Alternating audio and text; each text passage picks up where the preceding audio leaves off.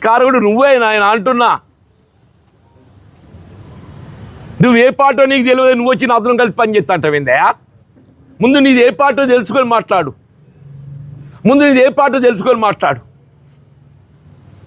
నీ పార్టీ తెలియదు నీకు, నాతో కలిసి పని చేస్తాడంట.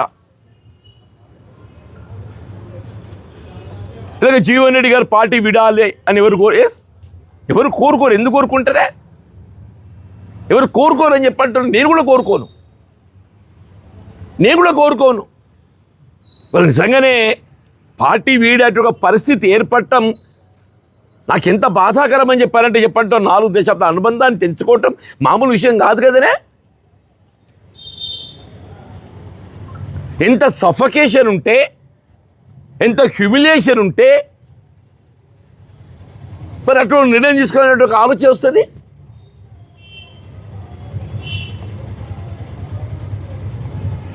చేసేదంతా చేసుకుంటా మళ్ళీ ఏదో శ్రీరంగ నీతులు చెప్పినట్టు మాట్లాడితే ఆశ్చర్యం కలుగుతుందని చెప్పంటాను నేను.